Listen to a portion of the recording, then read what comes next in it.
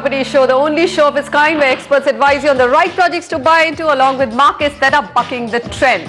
Sameer Jasuja, founder and CEO of Prop Equity, will answer all your buy, sell, invest questions. So watch out for the property markets that are coming up on this show. But before that, the big story, the Supreme Court rules that apartment owners cannot claim rights over common community facilities. What does it mean for the real estate sector and for lakhs of apartment owners seeking ownership of common spaces in their complex? A heated debate and getting some answers on that front.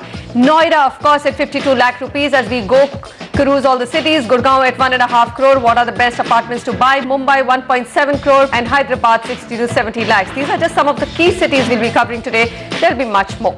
So Noida, Gurgaon and Mohali, but you have to hold on for those cities because we're going to focus on our top story today. The highest court of the land, the Supreme Court, has ruled in plain, simple words that apartment owners in Gurgaon cannot claim a right over community and commercial facilities built by their colonizer, or simply put, the developer.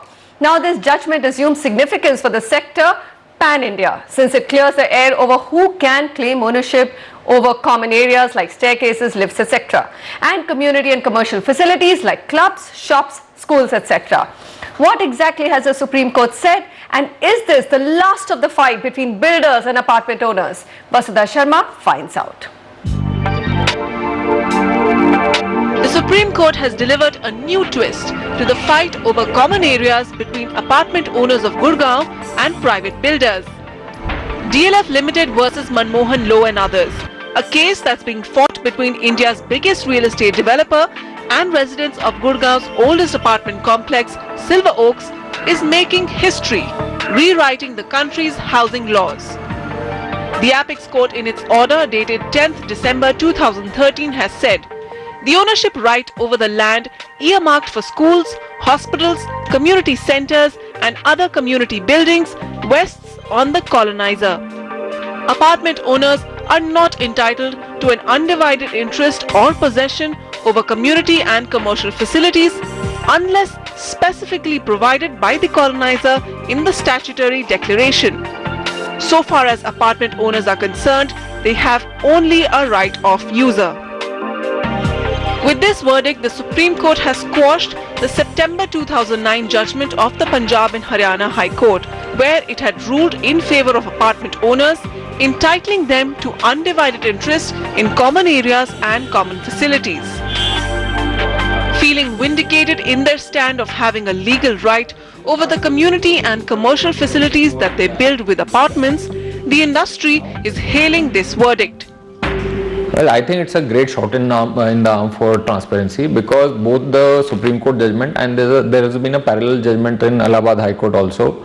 Both of them are emphasizing the importance of filing a deed of declaration and making it available for the customer to make an informed judgment based on the declaration of common and private areas. So I think going ahead, all the customers are going to insist on knowing for sure which areas are common and which are private.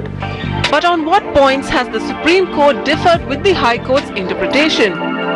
The Punjab and Haryana High Court has based its argument only on the Haryana Apartment Ownership Act 1983, while the Supreme Court has read the Apartments Act in conjunction with the Haryana Development and Regulation of Urban Areas Act 1975.